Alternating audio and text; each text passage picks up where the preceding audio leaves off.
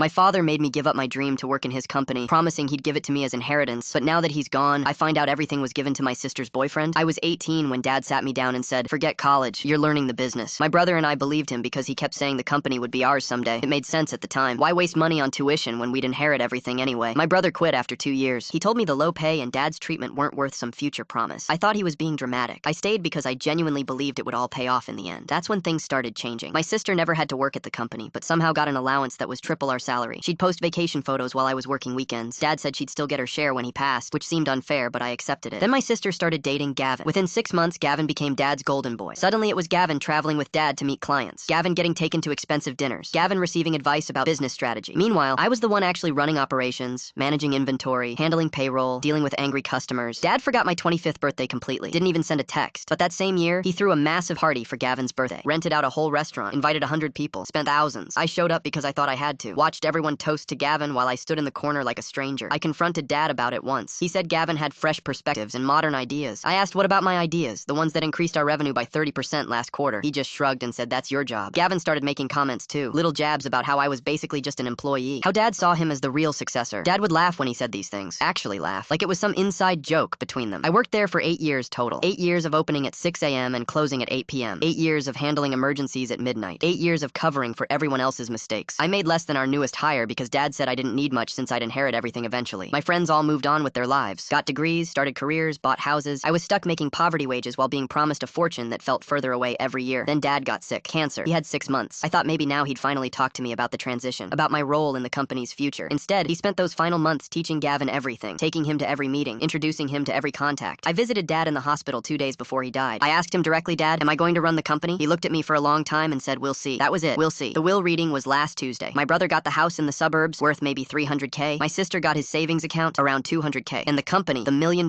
company I'd sacrificed my entire 20s for, went 80% to Gavin. The remaining 20% was split between my sister and brother. I got nothing, not even a mention. My sister actually smirked at me across the lawyer's office. Gavin wouldn't even look at me, but I could see him trying not to smile. My brother seemed shocked, but didn't say anything. I walked out before anyone could speak to me, drove home in silence. Sat in my apartment that night surrounded by 8 years of wasted time. The next morning, I started making calls. First to our 3 main suppliers. Told them I was leaving and strongly suggested they get payment up front for any new orders because management was changing. 2 of them pulled their contracts within 48 hours. Then I called our biggest clients, the ones I'd built relationships with over years of late-night calls and problem solving. Set up coffee meetings with each one. They asked where I was going. I told them the truth, starting my own company, and I'm taking everything I learned with me. 4 of them signed agreements that week. Gavin called me screaming about contract interference. I reminded him I never signed a non-compete because Dad always said family doesn't need contracts. My brother called yesterday, said Gavin is panicking because revenue is already down 40%, asked if I'd consider coming back. I laughed and hung up.